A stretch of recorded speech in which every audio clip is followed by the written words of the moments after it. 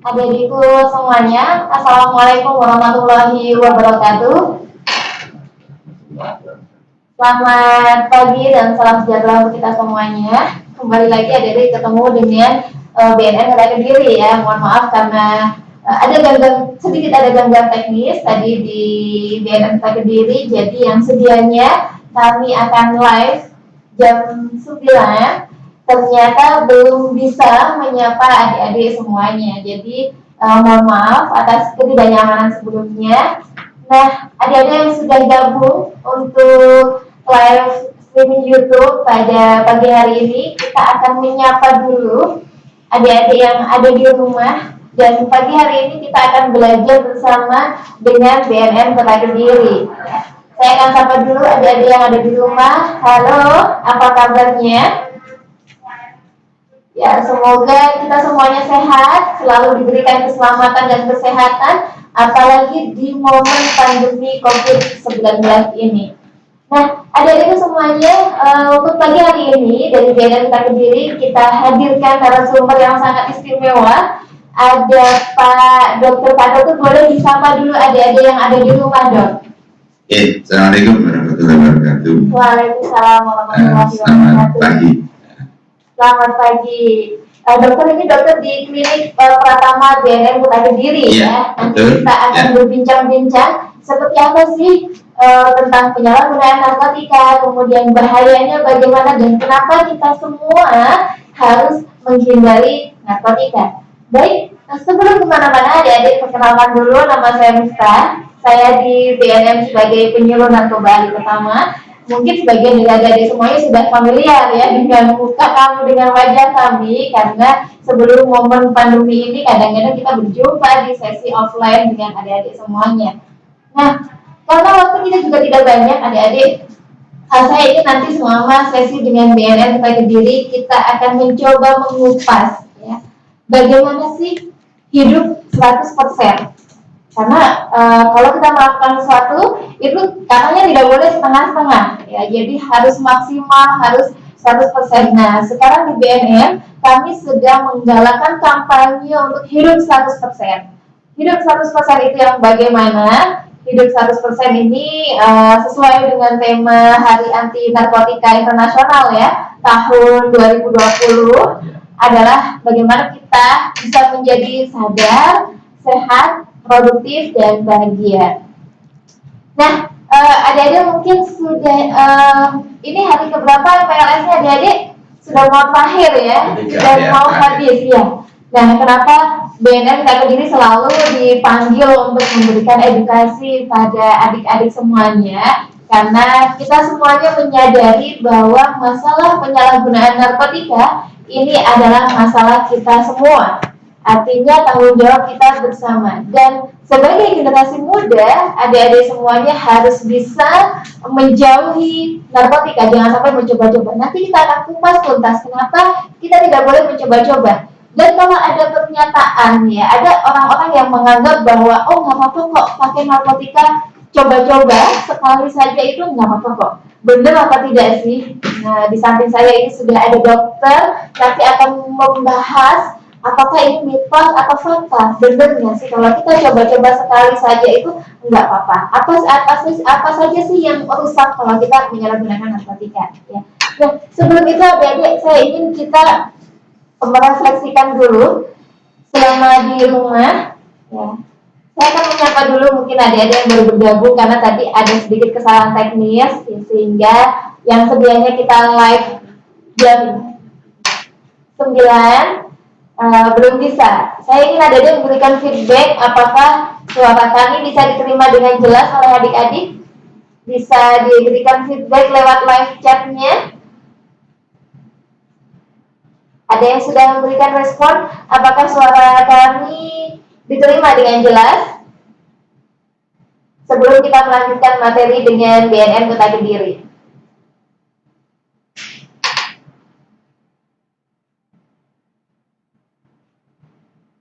Sudah bisa diterima?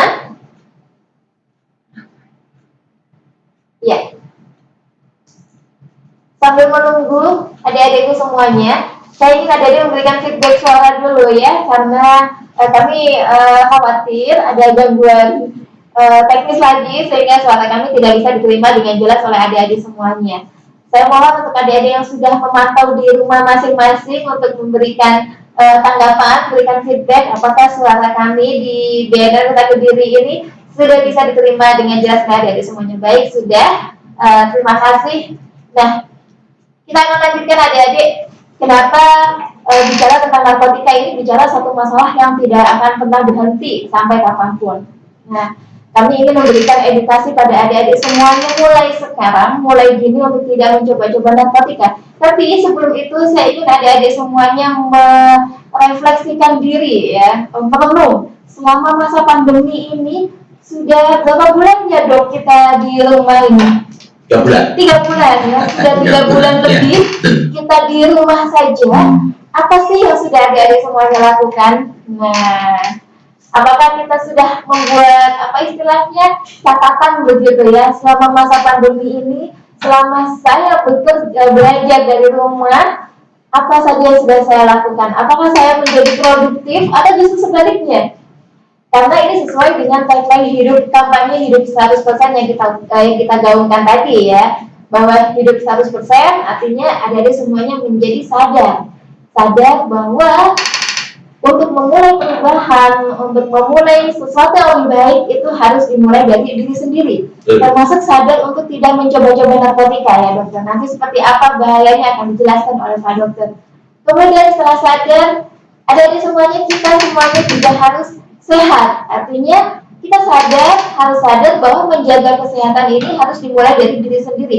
Apalagi di momen pandemi COVID-19 ini di mana imunitas tubuh adalah satu hal yang harus kita jaga. Jangan sampai imunitasnya berkurang. Nah, ini dia kalau adik-adik semuanya pakai narkoba, pasti imunitas tubuhnya akan berkurang karena gampang sakit begitu ya, Dok.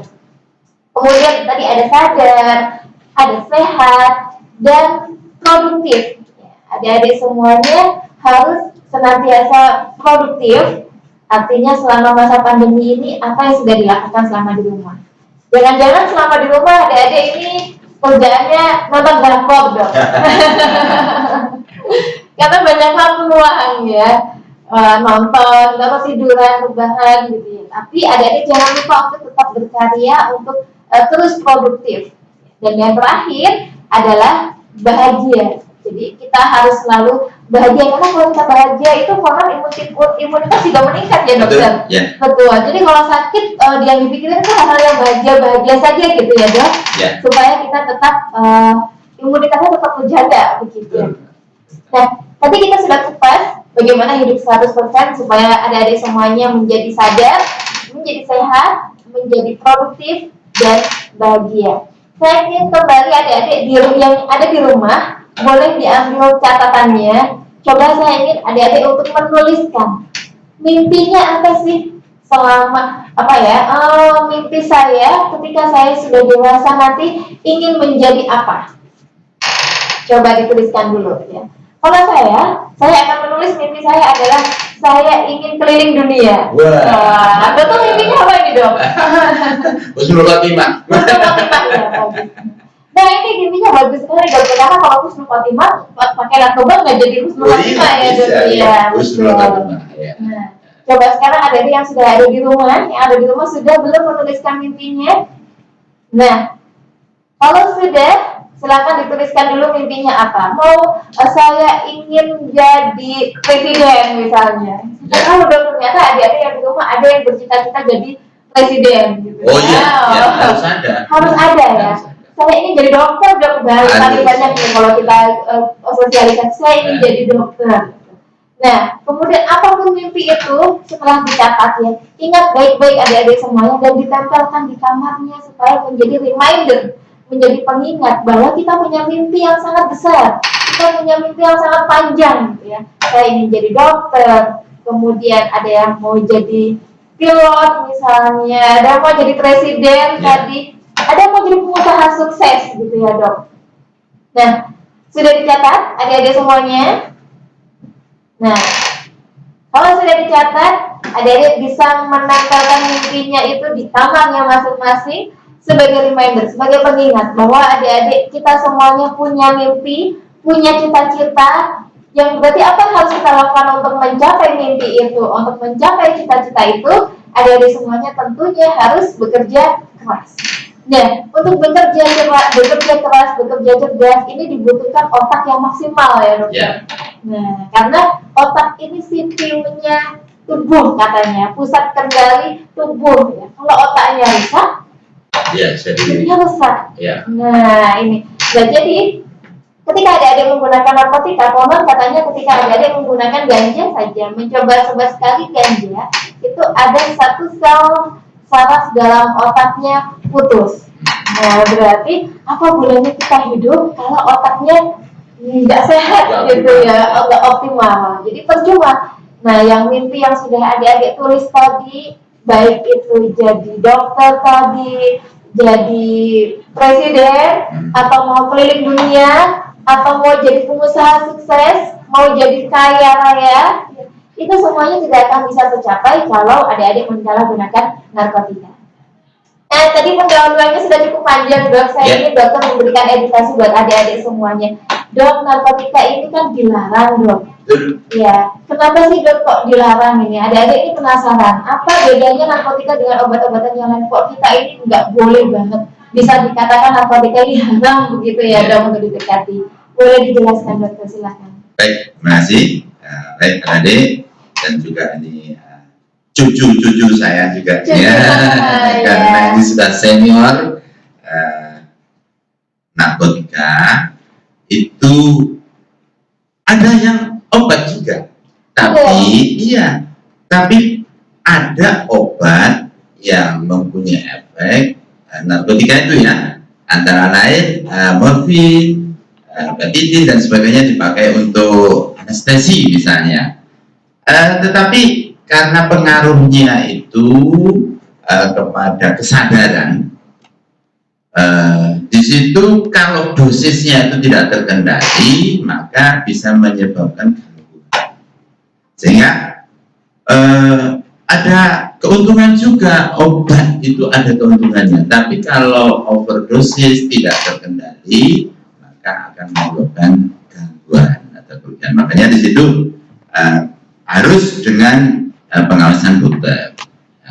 Jadi ada indikasi. Nah, yang namanya penyalahgunaan itu karena tidak ada indikasi sehingga jadi overdosis. Tidak ada alasan.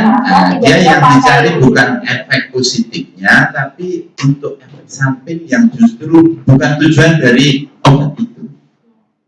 Jadi dari yang kami hormati, yang saya sayangi, jadi ini intinya narkotika golongan apapun ya, intinya itu menyebabkan gangguan. Jadi pada disorientasi itu salah dalam orientasi waktu, orang dan tempat.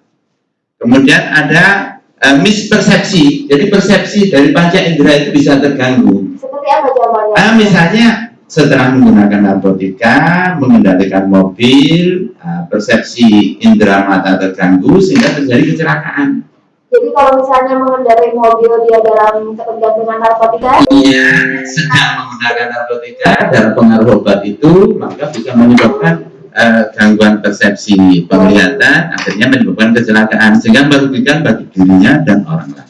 Jadi dia tidak akan bisa membedakan apakah jalannya ini lurus atau betul, benar atau tidak. Jadi persepsinya keliru. Iya. Ada ini lampu merah, tapi dia melihatnya ini lampunya hijau. Jadi jalannya lurus aja ya dok. Iya. Bahkan ada yang termasuk yang menyebabkan halusinasi itu, melihat itu sesuatu yang orang melihat normal dengan orang yang dalam pengaruh obat. Beda, sehingga ada halusinasi, sudah ketawa-ketawa sendiri dan sebagainya. Jadi seperti orang gila karena memang disorientasi, mispersepsi. Jadi sebetulnya menggunakan obat ini, nah ini karena ketergantungan, dan di sini kecenderungannya obat-obat narkotika itu, jadi selain menyebabkan ketergantungan, juga istilahnya itu ada toleransi. Toleransi itu dosisnya dari hari ke hari setelah digunakan meningkat. sampai apa gambarnya dokter? gimana? Seperti apa gambarnya biar ada di Begini, ya. toleransi. Jadi toleransi itu begini. Pertama misalnya, mohon maaf, alkohol saja ya, alkohol saja. Pertama hanya satu sloki kecil sudah bisa menimbulkan apa yang diinginkan. Dunia lain yang diinginkan tadi. Jadi ada sesuatu, mimpi-mimpi apa bagaimana. Nanti lain waktu tidak cukup, ya fly itu istilahnya fly itu. Untuk lain waktu setelah digunakan meningkat 2 sloki, 3 sloki, 4 sloki, akhirnya 1 botol lah. Para pengguna itu malah dia bangga, oh saya jago, wah. Akhirnya keracunan dia, overdosis. Nah, overdosis bisa menyebabkan kematian, gitu. Jadi dosisnya menjadi dosis letal yang mematikan. Merugikan. Saya catat nih dokter. Ya. Dosis letal itu seperti apa dok? Dosis letal itu yang pernah disampaikan dalam mass media itu yang sering itu kan ada pesta sabu-sabu, ada pesta minuman keras, akhirnya terjadi kematian dan sebagainya itu namanya overdosis ya, overdosis. Jauh di luar yang bisa ditoleransi oleh iya, yang ditoleransi oleh tubuh. Ya, jadi disitulah gangguan yang tidak terkendali itulah karena memang yang dicari itu efek sampingnya. Jadi dia akhirnya merugikan keseimbangan dari tubuh. Baik. Iya. Nah, terima kasih tadi adik-adik semuanya sudah jelas ya bahwa apapun jenisnya narkotika, meskipun ada yang beranggap, meskipun sebagian dari narkotika ini bisa digunakan dalam pengobatan, tetapi tidak semua jenis narkotika ini ada manfaatnya. Jadi harus terkendali. Harus terkendali, harus dengan resep dan pengawasan oleh dokter. Kalau ada oknum yang menggunakan narkotika tidak dengan resep dokter, artinya penyalahgunaan namanya itu berarti, dan peredarannya gelap. Nah itulah yang kita basmi dengan P4GN itu.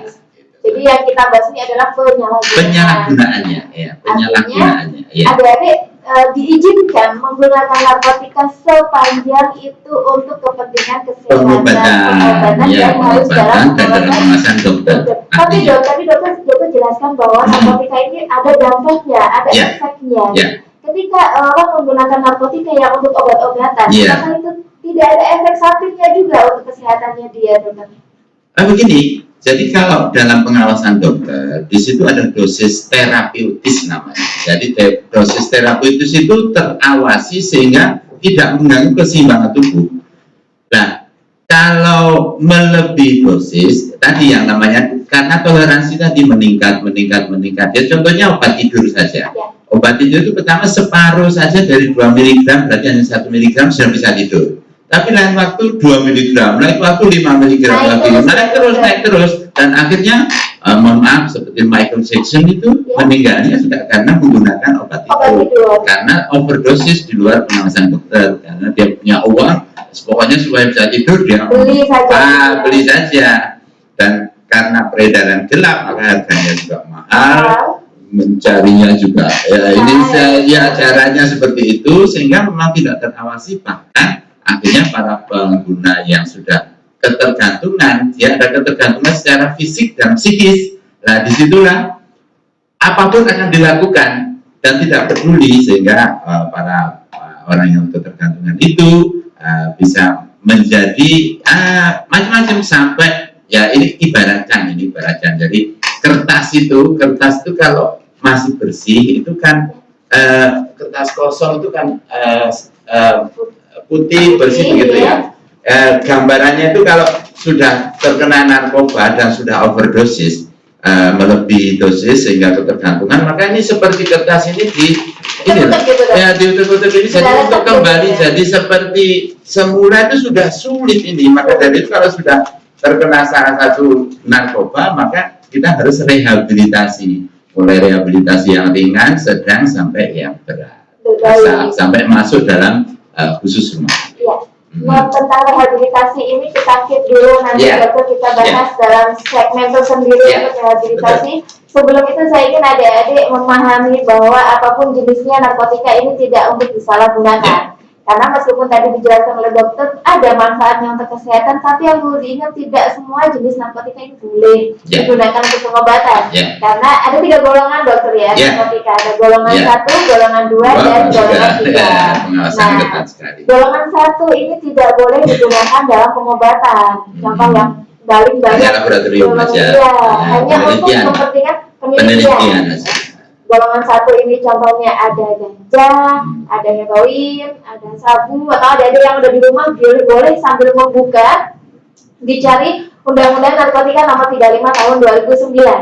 Nah, coba yang ada di rumah bisa sambil mencari Undang-Undang Narkotika Nomor 35 Tahun 2009. Di situ tertulis jelas ada narkotika golongan 1, golongan 2, dan golongan 3. Golongan 1 ini apapun jenisnya tidak boleh digunakan untuk pengobatan ya dok. Karena tidak ada dokter yang meresepkan pasiennya pakai ganja. Tidak ada. Karena dampaknya sangat berbahaya, sangat merusak. Jadi otaknya rusak. Nah, kembali lagi adik-adik harus ingat mimpinya. Mungkin ini ada sebagian adik-adik yang baru gabung. Saya ingin menyapa dulu adik-adik. Mohon maaf tadi ada sedikit kendala teknis sehingga kami belum bisa live tepat pada pukul 9. Nah, ini ada beberapa adik-adik yang baru gabung juga rupanya dokter biar tidak ketinggalan bahasannya tadi. Saya ingin adik-adik kembali mengingat mimpinya. Kalau tadi belum sempat menuliskan, silakan sekarang dituliskan mimpinya apa sih? Kalau besar nanti mau jadi apa? Nah, mimpi itu mau jadi sukses, mau jadi kaya, mau jadi dokter, mau jadi presiden, atau apapun yang sudah ditulis silakan ditempelkan di kamarnya masing-masing dan sebagai reminder bahwa kita punya mimpi yang besar, kita punya cita-cita yang sangat tinggi dan itu semuanya bisa dicapai kalau adik-adik semuanya mulai sekarang tidak mencoba-coba narkotika. Karena dijelaskan sama Pak Dokter tadi, narkotika ini berbahaya sekali untuk kesehatan terutama otak. Nah, bicara bahayanya secara umum tadi sudah. Saya ingin kita mengungkap satu data yang sangat mengejutkan dokter. Rupanya, ya, kita menganggap bahwa pengguna narkotika ini pasti orang yang punya duit ya dok, karena harganya mahal. Ternyata enggak. Ternyata enggak. Buruh bangunan, kuli ada, jalanan, untuk pekerjaan malah. Bahaya itu ya. Nah, data kita mengungkap bahwa sekarang saat ini tren yang paling banyak menyalahgunakan narkotika ini ternyata pelajar. Itu. Ya, jadi kalau tahun sebelumnya yang paling banyak menyalahgunakan narkotika ini pekerja, artinya sudah memang punya uang ya untuk membeli karena harganya mahal. Di kota Kediri saja sabu itu 1 gram harganya 1.300.000. Wah, ini lebih mahal daripada emas dong. Oh iya, lebih mahal dari emas. Kalau saya mikir orang sehat ini dibelikan emas ya daripada dibelikan sabu. Ya, adik-adik semuanya. Nah, ternyata tahun ini yang paling banyak menyalahgunakan narkotika, mencoba-coba narkotika adalah remaja, pelajar, dan mahasiswa. Ini angkanya 3,2% ya dari total prevalensi penyalahgunaan narkotika. Yang menyalahgunakan narkotika paling banyak adalah pelajar dan mahasiswa. Kenapa? Kenapa sih remaja, kenapa sih pelajar dan mahasiswa ini paling banyak menyalahgunakan narkotika? Karena rasa ingin tahunya sangat tinggi, dong. Ya, Mereka dianggap oleh teman begitu ya. Kemudian takut nggak dianggap oleh temannya. Kalau dibully sama temannya, kamu cemen nih nggak mau pakai gitu ya dok. Itu terjadi ya dok ya. Banyak klien yang direhabilitasi usia remaja ini dia diajak oleh temannya. Ya, pengaruh teman. Tidak sanggup menolak sehingga dia mau saja. Nah, ini yang ingin kita tanamkan pada adik-adik semuanya bahwa sedari dini, sedari sekarang adik-adik sudah harus mempunyai ketahanan gitu ya terhadap narkotika apapun rayuannya, apapun itu harus tegas. Ini dong coba-coba ganja nggak apa-apa kok sekali-kali coba. Betul nggak sih sekali-kali coba ganja itu nggak apa-apa ya? Nah, dia harus berani bilang enggak, oh tidak. Karena sekali-kali mencoba berarti adik-adik sudah menggadaikan otaknya ya dok. Kalau otaknya sudah rusak ini tidak ada donor otak ya dok ya. Kalau misalnya jatuh kecelakaan kemudian patah tulang, tulangnya masih bisa disembuhkan, dikembalikan. Tapi kalau otaknya sudah rusak, meskipun sudah direhabilitasi belum tentu bisa sembuh seperti yang awal. Nah, tadi kemudian dokter ternyata di lapangan itu narkotika yang paling banyak disalahgunakan justru narkotika golongan 1 dok. Golongan 1 yang sedianya tidak boleh digunakan untuk pengobatan, hanya digunakan untuk penelitian dalam jumlah yang sangat terbatas ya dokter. Faktanya narkotika golongan 1 ini paling banyak disalahgunakan seperti ganja, sabu, heroin gitu ya, putau gitu. Dokter kita akan kupas satu-satu supaya adik-adik ini tidak berani mencoba-coba. Kalau saya pakai ganja itu efeknya apa sih? Nah gitu. Kalau pakai sabu itu bagaimana? Ada satu dulu. Ganja dok. Ganja ini paling banyak sekali disalahgunakan dok. Ya. Nah, sebenarnya kalau orang pakai ganja itu efeknya apa sih dokter? Begini, ganja itu efeknya itu kalau merokok dengan tembakau itu kan sudah seperti itu, dampaknya negatifnya untuk tubuh seperti itu. Nah, ganja itu racunnya itu 10 kalinya rokok itu. 10 kalinya rokok. Ya. Terus juga masih ada efek ketergantungannya. Nah, dan juga mempengaruhi kejiwaan. Mempengaruhi kejiwaan, orang bisa berperilaku seperti orang gila. Itu tadi, jadi disorientasi ruang, waktu, tempat, kemudian mispersepsi dan sebagainya. Kalau orang merokok kan enggak seberapa. Kalau ganja itu yang menyebabkan dilarang itu karena itu. Saya tidak pernah merokok dokter. Kalau merokok efeknya bagaimana? Enggak tahu, saya juga bukan merokok. Makanya sampai usia segini masih sehat menjadi dokter tidak sendiri ya dok, karena tidak merokok ya. Ya baik, tadi ganja ini adalah salah satu narkotika yang cukup populer, banyak disalahgunakan, dan ganja ini bersifat halusinogen ya dokter, bisa mempengaruhi penggunanya menjadi berhalusinasi. Artinya ketika adik-adik berhalusinasi, adik-adik sudah tidak bisa membedakan antara persepsi ya, disorientasi ruang dan waktu. Kalau jalan tidak tahu jalannya ini lurus atau belok, tidak tahu di depannya ini ada mobil ya, jalannya sempoyongan. Sudah tidak bisa membedakan kalau naik kendaraan bermotor ini apa lampunya merah, kuning, apa hijau, dia tabrak saja ya. Bahkan ada yang lucu ini dokter, saya bilang lucu karena orang-orang pengguna ganja ini kan cenderung berperilaku seperti orang gila karena tidak ada kasus yang unik nih dokter di Kalimantan. Ada seorang perempuan yang ternyata dalam ketergantungan narkotika jenis ganja, jenis halusinogen, dan ternyata mengendarai motor sambil keliling-keliling tidak berbusana dok. Itu terjadi gila. Menurut dia pakai pakaian dok. Ternyata tidak berpakaian. Jadi itulah bahayanya adik-adik. Coba adik-adik bayangkan kalau adik-adik semuanya pakai ganja, kemudian adik-adik bisa berhalusinasi, tiba-tiba lari keluar rumah nggak pakai baju. Jadi ini gila ini. Iya. Baik, itu ganja. Jadi bahayanya tidak digunakan dalam pengobatan ya dok. Belum ada resep dokter nggak ada ya. Jadi sampai hari ini belum ada satu penelitian yang membuktikan bahwa ganja ini bisa dimanfaatkan untuk pengobatan ya dokter. Nah, kemudian ada sabu dan juga banyak disalahgunakan. Sabu ini sebenarnya apa sih? Adik-adik perlu tahu untuk menghindari. Sekali lagi ya adik-adik, BNN mengedukasi adik-adik semuanya, memberitahu supaya adik-adik semuanya menjauhi. Jadi bedanya narkotika dengan sesuatu yang lain gitu ya. Kalau kita biasanya pengen kenal itu karena pengen lebih dekat, tapi narkotika itu dikenal untuk dijauhi. Supaya kita tidak mudah dibodohi oleh para bandar, oleh para pengedar. Akhirnya tahu, iya betul. Kalau adik-adik tidak tahu ya, tidak tahu ganja, tidak tahu sabu. Satu ketika adik-adik ada orang yang datang kemudian menawari itu, maka karena ketidaktahuan jadi pakai kan. Kasusnya banyak ya dokter. Tapi sabu belum dijelaskan dok seperti apa bahayanya. Jadi tadi yang dikatakan Mbak Meva tadi, sabu itu tadi 1 gram, tadi 1.300.000 Mbak. 1.300.000. Iya. Dan dia diisap, melalui inhalasi. Jadi diuapkan, kemudian diisap itu, dan itu stimulansia. Jadi stimulansia itu oleh mereka dijadikan doping. Begitu dopingnya sampai pengguna sabu itu kadang-kadang itu tidak tidur 2 hari, 3 hari tidak tidur. Kadang-kadang makannya juga nggak seberapa minat. Lebih memilih sabu daripada makanan ya dok? Iya, jadi dia begitu asiknya, semangatnya itu, sehingga untuk doping itu, sehingga kebutuhan tubuh itu menjadi terabaikan. Sehingga bisa terjadi ya gangguan kesehatannya. Dan juga tubuh itu kan butuh istirahat. Jadi tidur paling tidak sehari itu kan 7 jam gitu ya. Nah, orang yang sabu itu nggak tidur sampai 2-3 hari. Tidak tidur. Iya. Dan tidak makan dong?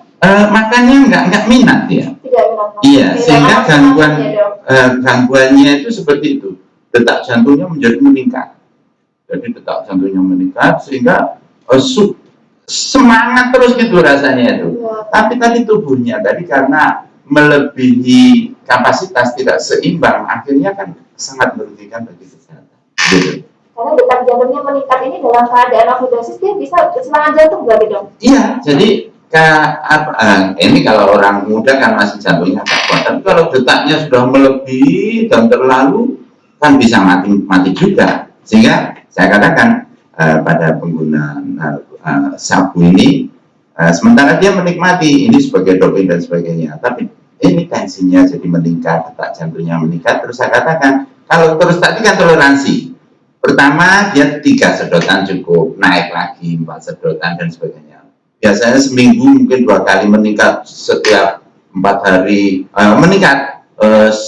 Ada yang sampai setiap hari, ada yang 1 hari itu seperti minum obat itu 3 kali sehari ya, sehingga akhirnya dipacu terus, akhirnya tubuh akan kelelahan dan di situ jantungnya bisa mati mendadak karena overdosis dan jantungnya tadi detak jantungnya yang terlalu tinggi tadi. Ya. Kenapa narkotika golongan 1 seperti ganja, sabu, heroin dan yang paling banyak beredar ini dilarang untuk digunakan? Karena dia bersifat drug intoleran tadi ya. Artinya kalau kita sekarang mencoba pertama sedikit mencoba, nanti akhirnya ketergantungan meningkat ketergantungannya, terus meningkat dosisnya dan harganya mahal sehingga dipermainkan oleh bandar sehingga apapun dilakukan. Iya, artinya kalau tubuh kita sudah dengan narkotika ini apapun akan dilakukan untuk beli untuk karena, bisa dapat narkotika karena itu. Kalau tidak menggunakan dia akan terjadi gejala putus obat. Wah, ini baru lagi. Putus obat. Obatnya seperti apa? Jadi kalau putus obat itu kalau dia tidak menggunakan narkoba tadi, misalnya contohnya sabu tadi, badannya menggigil, terus sakit semua, tidak ada semangat apa-apa, dia maunya tidur saja, terus maunya yang menggunakan sabu lagi. Nggak mau yang lainnya. Nggak mau yang lainnya, dan berapapun dia akan tempuh, apapun akan dijual. Akhirnya kalau seperti ini biasanya ada tingkat kriminalitas yang meningkat. Iya, karena pertimbangannya jadi tidak ada halal haram sudah di situ. Yang penting dapat barang haram itu. Iya. Itu yang perlu dicatat adik semuanya ya. Kalau kenapa tadi kita sempat membahas boleh nggak sih pakai bener nggak sih pakai ganja sekali-kali itu tidak apa-apa gitu ya. Nah, karena kalau sekali-kali mencoba sulit untuk lepas.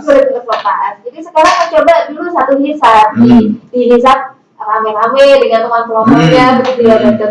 Minggu depan dia akan dosisnya meningkat lagi minta lagi dan sampai akhirnya dia sampai di overdosis yang tidak bisa oleh tubuh itu. Nah, jadi adanya perlu mengingat ya, apapun jenisnya ini tidak untuk disalahgunakan karena narkotika yang terutama yang golongan 1 ini berbahaya sekali bagi kesehatan.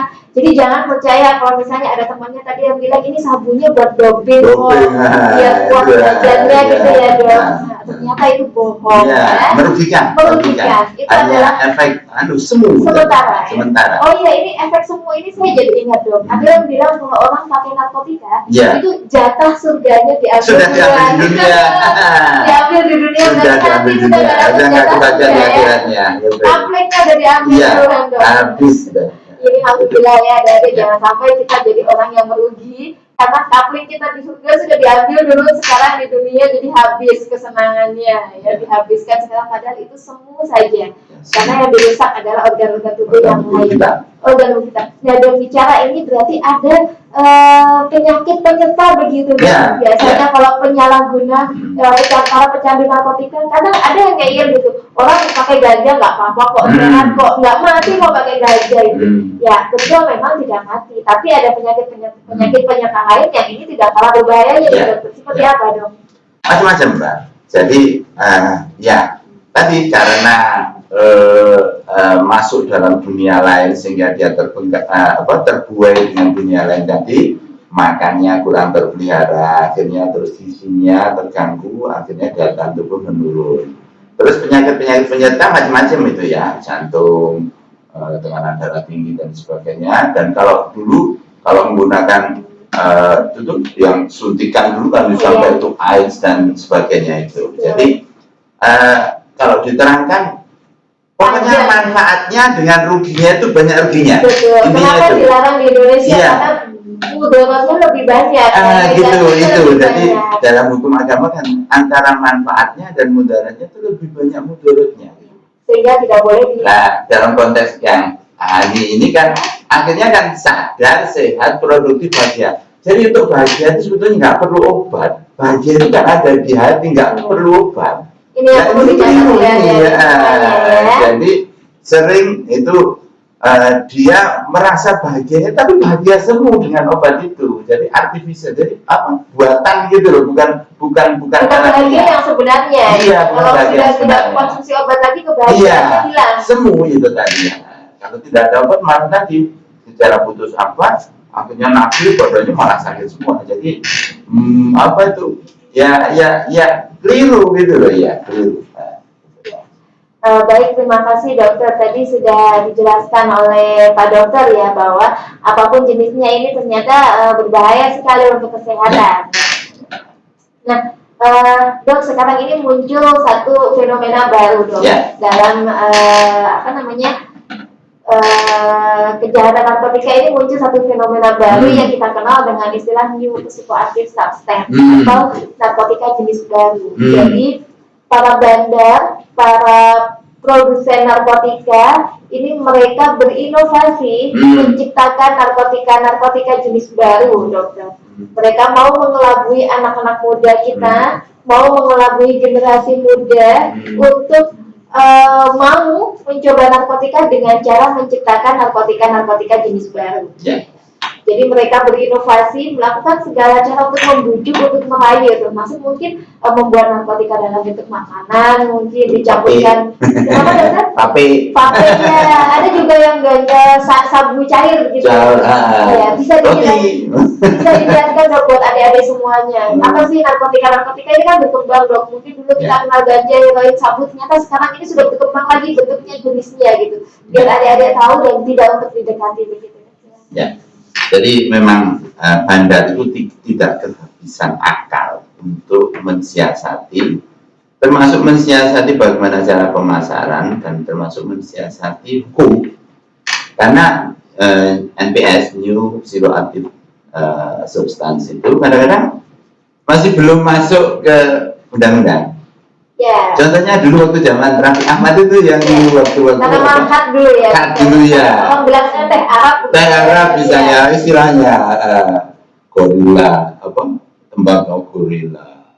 Terus pape itu yang melalui pape itu menggunakan itu. Kemudian macam-macam inovasi dari bandar itu macam-macam dan yang sering malah yang digunakan anak-anak kadang-kadang bahwa usia itu sehingga lepas dari surat hukum dan sebagainya. Jadi yang jelas begini, kalau kita nggak kenal, kita nggak jangan mencoba lah. Jangan mencoba-coba ya. Mau bilang ini bukan narkotika, ini cuma Karena itu kan seperti memancing gitu loh. Pertama itu gratisan dulu. Setelah gratis orang anaknya itu mulai tergantung, nah dia itu seperti mancing itu, tinggal dipelihara akhirnya uang masuk. Iya, karena sebenarnya ini adalah bagian dari perdagangan dunia. Kita kalau mau pakai itu berarti kita mau dikibuli ya. Kita dibodohi oleh bandar. Kita betul. Sama adik-adik semuanya. Karena bandarnya sendiri nggak gunakan. Nggak pakai ya. Nggak pakai, karena tahu efek sampingnya. Dia maunya kaya aja, jadi dia meres ya. Produsen narkotika, orang yang bikin narkotika tidak pakai. Nah, ini ada yang perlu ada pahami bahwa orang yang bikin narkotika aja nggak pakai narkotika. Ada semuanya mau dan untuk pakai. Jadi sebenarnya tadi ada perlu diingat bandar kalau dia memancing kita untuk pakai dengan gratis itu adalah pancingan. Karena sekali dia dikasih gratis, kemudian gratis. Minta lagi ya dokter. Kalau besoknya minta lagi, kira-kira dikasih gratis apa enggak ya? Nggak akan dikasih gratis. Mandiro gitu.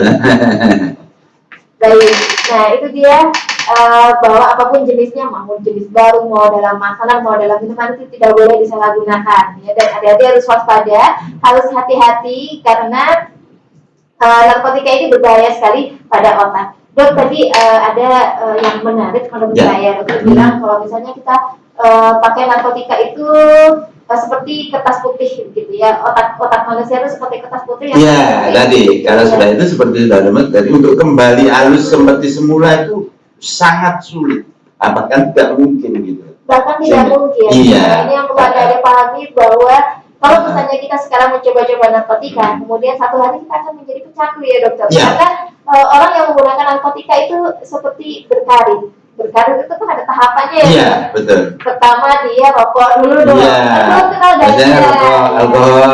Rokok dulu, kemudian miras itu.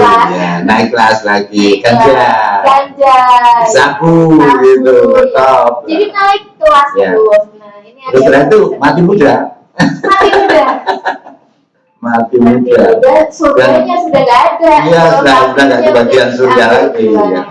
Betul. Ini adik-adik harus hati-hati, jadi meningkat terus. Kalau sekarang adik-adik mulai mencoba-coba rokok, maka hati-hati ya. Ada yang ngeyel dok, kan rokok itu bukan narkotika, dan rokok itu nggak apa-apa, tidak dilarang. Itu lainnya termasuk itu ya. Betul, memang rokok itu bukan narkotika, tetapi adik-adik harus ingat, rokok ini kan bagian dari narkoba. Bahan aktif lainnya, termasuk alkohol dan rokok, miras, nikotin gitu ya. Jadi ada narkotika, ada psikotropika, dan ada bahan adiktif lainnya. Termasuk solvent. Solvent lem itu ya. Solvent itu ya. Aerosol ya, yang disedot. Yang dihisap. Itu memang bukan narkotika, tapi bahan adiktif. Yang namanya adiktif. Menyebabkan ketergantungan.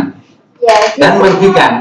Semua bahan adiktif itu pada dasarnya menimbulkan ketergantungan ya dokter. Iya, ketergantungan dan menimbulkan kerugian penyakit akan mendatangkan penyakit. Baik, terima kasih dokter. Jadi kalau masih ada yang ngeyel, pakai rokok nggak apa-apa kok, minum miras nggak apa-apa kok, gitu. Rupanya itu tetap merugikan karena bisa membuat kecanduan, bisa membuat ketergantungan begitu ya dok.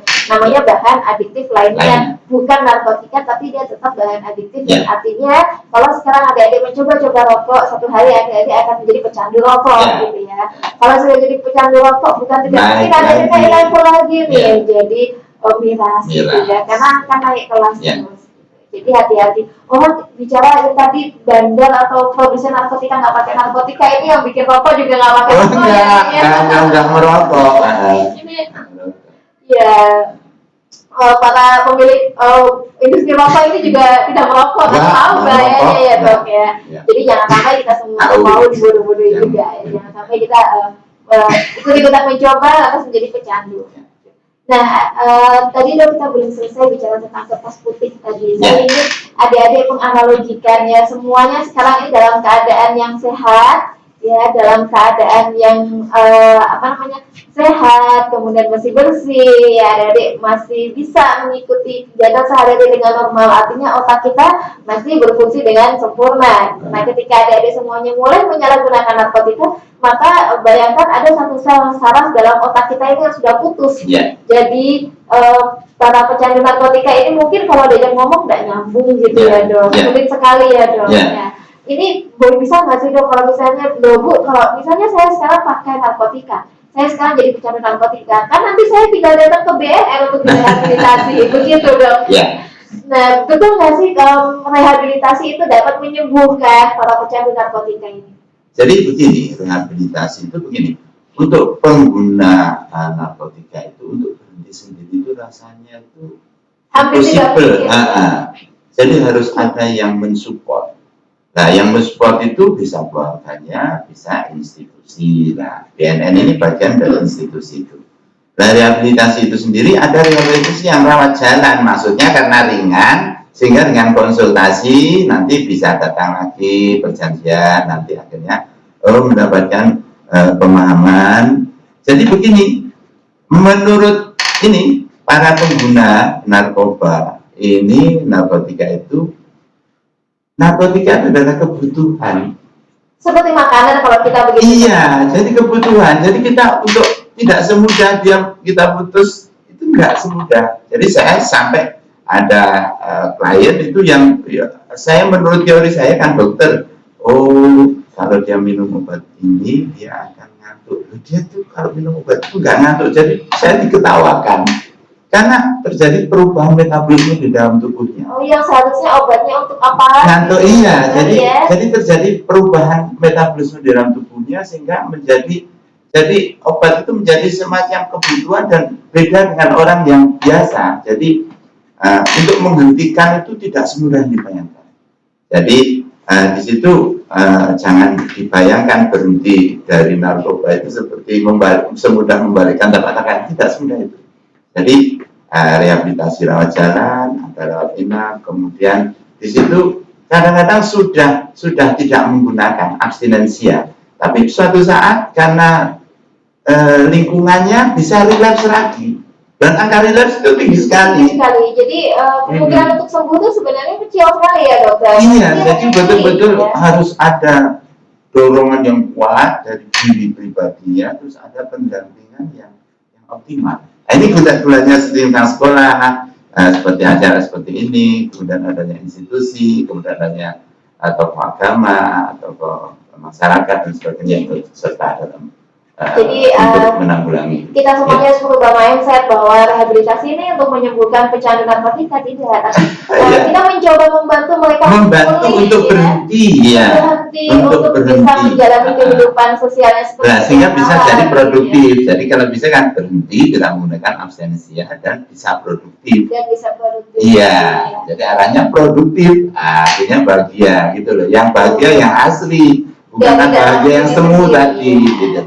Ini yang perlu ada diingat bahwa kebahagiaan yang dikatakan tadi katanya kalau pakai narkotika itu bisa bikin happy itu adalah kebahagiaan yang semu yang tidak sebenarnya. Betul, karena bahagia itu harus dari dalam. Boleh saya analogikan secara sederhana supaya dari memahami bahwa rehabilitasi itu seperti gelas yang sudah pecah begitu. Iya, jadi untuk kembali normal itu rasanya. Pecandu narkotika itu seperti gelas, ya kalau sudah pecah, ini direhabilitasi adalah dikembalikan gelas ke dalam bentuk semula ya. Iya, tidak semudah itu. Jadi nggak optimal, ya nggak 100% nggak bisa. Tidak bisa kembali utuh. Nah, bayangkan adik-adik semuanya, otak yang masih bersih, yang sekarang masih sehat, ya kemudian kita mencoba-coba menyalahgunakan narkotika, otaknya menjadi seperti gelas yang pecah tadi, mau direhabilitasi model bagaimanapun, dilem seperti apapun, tidak akan bisa utuh seperti sedia kala. Dia bisa berfungsi untuk menampung air seperti semula, tapi bentuknya tidak akan sesempurna. Kekuatannya yang pokok jangan mencoba. Betul. Itu sudah intinya. Intinya jangan mencoba apapun jenisnya, bagaimanapun tujuannya, begitu ya dokter, karena tidak ada manfaatnya sama sekali. Nah, lantas ini dokter kan ada pertanyaan, Bu, kalau saya mau membedakan ini, sekarang kan ada banyak narkotika yang disamarkan dalam bentuk makanan, dalam bentuk minuman, gitu dokter. Kalau misalnya saya ingin membedakan, bagaimana cara saya membedakan supaya saya tidak terpengaruh begitu ya, atau tidak mudah dibujuk gitu. Narkotika kalau dia disamakan dalam bentuk makanan dan minuman itu bisakah dikenali dong? Intinya begini loh, kalau nggak normal harganya mahal, cara penjualannya melalui yang aneh-aneh. Ini curiga gitulah. Jadi kalau yang normal-normal saja mestinya yang enggak gitu loh. Jadi dan inilah pergaulannya, makanya kita bergaulan dengan orang yang bertaat sehingga kita bisa selamat gitu loh. Ya betul. Jadi ini dan ini efek ini bahagia itu adalah yang paling pokok itu kan sadar gitu. Ini makanya istilahnya hidup 100% kan sadar. Sadar itu tidak hanya sadar, itu ada kaitannya. Ya sabar, ya sadar, ya syukur, mestinya ada 3 itu. Syukur berarti ya. Iya, jadi yang rawan untuk menggunakan narkoba itu kan biasanya orang-orang yang kurang bersyukur, kurang sabar, nggak sadar. Nah, ini loh. Wah, ini bagus nih. Nggak sabar, nggak sadar. Iya, ini peluangnya. Misalnya kurang bersyukur, sudah hidupnya banyak materi, tapi dia entah bagaimana kurang bersyukur sehingga yang dicari itu keinginan yang bukan-bukan. Nah, kalau bisa bersyukur dengan hal yang sederhana, ini terutama ini adalah agama, terutama maaf ini ya memang yang utama bahagia itu intinya memang di spiritual. Dari dalam diri sendiri, Dari diri ya. sendiri, ya. Kita yang menciptakan kebahagiaan untuk kehidupan kita, bukan narkotika yang menciptakan kebahagiaan. Jangan, bukan obat, ya. Bukan obat, ya. Jadi keliru. Ya. Itu semua ya, Semu, semua. ya. Kita yang Mahal semua. sudah mahal. Kalau kita Sembunyi lagi, itu ya. khasnya. Kalau ketangkap polisi di penjara, Iya, ya. mainnya bisi-bisi. Betul. Itu kan janganlah. Karena kalau misalnya ketahuan kita menggunakan narkotika, memiliki narkotika golongan 1, Barang siapa? dia Hukumnya. hukumnya diundang kena. Ada yang ada di rumah ini boleh sambil membuka undang-undang narkotika 5 tahun 2009 ya. Jelas sekali di situ ditulis kalau misalnya kita menyimpan atau memiliki narkotika golongan 1 yang contohnya tadi ganja, heroin, sabu dan macam-macam tadi yang golongan 1 yang tidak boleh digunakan untuk pengobatan itu dokter ya. Sanksinya hukum. Sanksinya hukumannya tidak main-main. Ya, dalam kondisi penyimpangan kita bisa dihukum mati ya dokter. Iya, kalau sudah banyak seperti sekali juga bandar Anda. yang dijatuhi hukuman Ya. mati di Ya. Indonesia. Ya. Nah, karena narkotika ini salah satu dari extraordinary crime, adik-adik. Artinya kejahatan luar biasa, di mana para pelaku kejahatannya ini boleh dijatuhi hukuman mati ya dokter ya. Ya, Kejahatan narkotika ini boleh dijatuhi hukuman mati. Benar. Nah, tadi kita sudah bicara cukup banyak ini Ya. dokter. Saya ingin juga adik-adik kembali lagi merefresh ya pikirannya.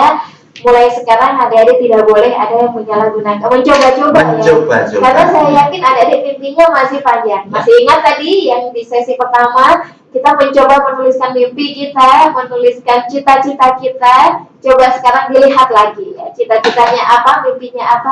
Itulah yang menjadi motivasi kita. Kalau saya ingin keliling dunia, kalau saya ingin kaya, berarti saya harus bekerja keras. Kalau saya mau bekerja keras, berarti saya butuh otak yang maksimal ya. Produktif. Yang untuk otak yang maksimal, otak yang produktif.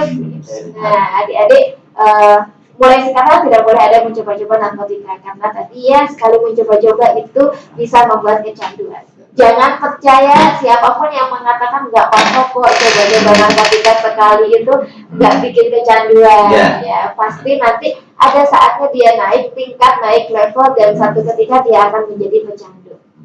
Nah, sebelum kita ke segmen terakhir ini dokter, saya ingin tadi kita sudah membahas yang pecandu narkotika yang direhabilitasi itu tidak bisa sembuh ya dok, Iya, hanya pulih ya, pulih artinya produktif ya. pulih dan produktif Ya. kembali menjalani hidup seperti sedia kala. Tetapi ada besar sekali kemungkinannya dia untuk kembali relapse ya. Kembali menggunakan lagi. Ya. Artinya kalau ada kondisi yang mengingatkan dia gitu ya, atau mungkin dia dapat masalah lagi dan merasa tidak punya teman begitu, dia bisa kembali menggunakan lagi. Jadi hati-hati sekali. Sulit sekali kalau misalnya kita sudah terjerumus ke dalam narkotika, itu sulit sekali untuk keluar gitu ya. Sedikit Mbak Mita, jadi ini hasil penelitian, jadi para pengguna narkoba itu, jadi otaknya itu mengalami atrofi. Mohon maaf dokter, biar ada paham. Otaknya tadi mengalami apa dok? Atrofi. Nah itu apa itu dok? Jadi mengerut. Berarti volumenya mengecil. Iya, jadi menjadi hang. Kalau beda ngomong nggak nyambung gitu. Jadi saya sering dengan klien itu diajak ngomong gitu, hang gitu Mbak. Jadi daya ingatnya terganggu, kemudian IQ-nya terganggu semuanya gitu. Jadi karena dari penelitian, jadi otaknya itu, sel otaknya itu mengalami atrofi, jadi mengecil. Jadi kopong akhirnya. Bahasa sederhananya mungkin kita bisa jadi bodoh gitu ya. Iya. Sama dengan materi waktu CPU itu kalau memorinya berkurang, akhirnya kan jadi lemot dan akhirnya begitu. Jadi hasil penelitian. Ya, ternyata ini hasil penelitiannya kalau kita menggunakan narkotika, otak kita lama-lama akan mengecil. Dan berarti tidak bisa berfungsi. Ya itu tadi nggak bisa baca yang tadi cita-citanya sulit untuk tercapai. Sulit untuk tercapai. Nah ini adik-adik karena adik-adik kan masih sekolah nih doang. Iya. Jadi kita harus ingatkan terus bahwa kita semuanya punya mimpi, kita semuanya punya cita-cita dan untuk bisa mencapai cita-cita itu kita semuanya tidak boleh mencoba-coba narkotika. Nah, dokter mungkin ini kita sudah hampir 1 jam di segmen ini nih dokter. Boleh kita dokter untuk memberikan pesan pada adik-adik yang sekarang sedang mengikuti live streaming YouTube di BNN Kota Kediri ini. Apa sih pesan-pesannya untuk anak-anak remaja di Kota Kediri ini dokter? Ya, baik. Selain profesi saya dokter dan saya juga penanggung jawab klinik untuk pertama untuk rawat jalan BNN, kita kembali lagi. Ini ada semboyan ini, milenial sehat tanpa narkoba menuju Indonesia emas. Nah, ini sesuatu yang sangat berharap. Jadi kalau bisa adik-adik, anak-anak saya, cucu-cucu saya yang sekarang sedang belajar ini, jadilah ini generasi milenial yang nanti akan menjadi menuju Indonesia emas. Dan itu hanya bisa dicapai kalau tanpa narkoba. Jadi kalau menggunakan narkotika, maka di situ sulit untuk mendapatkan cita-cita menjadi Indonesia emas. Ini harapan saya sebagai senior. Ya. Jadi kita harus menuju milenial ya, tanpa narkoba. Ini ada satu kita sekarang ini sedang mengalami bonus demografi. Ini. Jadi banyak orangnya. Iya, kita mengalami bonus demografi, lonjakan angka populasi, jumlah, kuantitas ya, anak-anak usia produktif. Ya. Yang katanya kalau ini Indonesia ini akan panen emas, dok. Iya, kalau 2045 nanti. Kalau tidak menggunakan narkotika. Kalau menggunakan narkotika tadi otaknya atrofi, nggak bisa apa-apa, lemot ya sudah, mudah ditaklukkan. Nggak jadi emas. Nggak jadi emas. Jadi nggak jadi emas. Adik-adik sekarang yang masih sekolah, ya adik-adik ini adalah emasnya bangsa Indonesia. Ya, harapannya bangsa Indonesia. Tahun 2045 nanti kita akan mengalami panen demografi ya. Jadi panen emas yang dipanen ini adalah generasi muda. Nah, kalau sekarang adik-adik ini usianya kita ambil rata-rata yang menyaksikan usia ini 15 tahun dong, misalnya ya. Sekarang usia 15 tahun, berarti tahun 2045 nanti usia mereka tambah 25 tahun, berarti 40 tahun. Nah, usia 40 ini adalah usia yang produktif, usia top ya. Kalau misalnya adik-adik tadi yang bercita-cita jadi dokter, ada bercita-cita menjadi ini game membuat game gitu ya, dok. Nah, berarti sudah jadi bos programmer, sudah jadi bosnya Google gitu ya. Menciptakan sekarang industrinya sudah 4.0, nanti akan berkembang lagi industri kreatif ya. Nah, ini semuanya bisa pendidikan. Nah, emas inilah adik-adik ini adalah emasnya bangsa Indonesia yang akan kita panen nanti pada tahun 2045 nanti yang katanya menuju Indonesia emas. Kita siapkan dari sekarang. Mulai sekarang, mulai usia dini, adik-adik bersekolah, adik-adik menuntut ilmu, dan adik-adik tidak mencoba-coba narkotika, maka otak kita akan tetap berfungsi dengan sempurna begitu ya, dok. Dan apapun yang dicita-citakan adik-adik nanti pasti akan tercapai. Ingat, kita akan sama-sama memanen emas ya, dok. Karena mungkin 2045 nanti generasi kita sudah digantikan, dok. Iya, sudah. Digantikan sama adik-adik semuanya. Siapa tahu yang ada di hadapan kita semuanya nanti ada yang berprofesi jadi dokter ya, dan menjadi dokter di klinik di BNN Kota Kediri gitu. Nah, dokter terima kasih banyak. Ini kita sudah hampir 1 jam menyapa adik-adik semuanya. Sekali lagi kami ingatkan pada adik-adik semua yang ada di rumah, dimanapun kalian berada, harus diingat apapun jenisnya narkotika itu tidak untuk disalahgunakan. Ya. Jadi ingat bahwa narkotika ini yang dirusak adalah otaknya. Apa gunanya kita hidup kalau otaknya rusak? Maka kita nggak jadi emas lagi nih yang akan dipanen nanti. Tugas kita sebagai generasi muda adalah memacu diri untuk terus berkarya produktif ya, dokter, terus memacu diri untuk terus berprestasi ya. Karena saya yakin situasi pandemi ini justru menjadi momen ketika adik-adik semuanya yang tadinya jarang di rumah ya, yang tadinya mungkin banyak aktivitas di luar, jarang ketemu dengan orang tua, kumpul dengan keluarga ya. Momen pandemi ini justru menjadi peluang untuk lebih banyak mengeksplorasi dengan keluarga di rumah masing-masing. Dan adik-adik juga harus tetap produktif selama di rumah, adik-adik saya yakin kalau anak-anak muda ini kan inovasinya lebih-lebih ya dibandingkan kita ya dokter, dan kreativitasnya jauh lebih kreatif dibandingkan kita. Nah, selama di rumah adik-adik tantangannya lebih banyak. Adik-adik bisa berkarya produktif. Saya akan tutup dengan satu satu kesimpulan sederhana ya. Nah, saya ingin situasi pandemi ini tidak menjadikan kita lantas kehilangan produktivitas ya. Karena merasa saya nggak bisa kemana-mana kok, saya di rumah aja tidur terus begitu ya. Jangan ya. Karena ada satu pepatah yang bukan pepatah ya, ada satu cerita ini dong. Saya sedikit bercerita satu cerita inspirasi. Ya. Ada yang suka masakan Jepang nggak ini? Coba, ada yang suka makan sushi nggak? Kalau anak sekarang kan sukanya makanan-makanan yang impor ya, Korea, Jepang gitu ya dong. Ya. Masakan Jepang itu ada perlu ketahui. Ini kan kebanyakan dikonsumsi dalam keadaan mentah. Ikan salmon contohnya paling banyak. Ikan salmon itu kan lebih enak dikonsumsi dalam keadaan mentah di Jepang.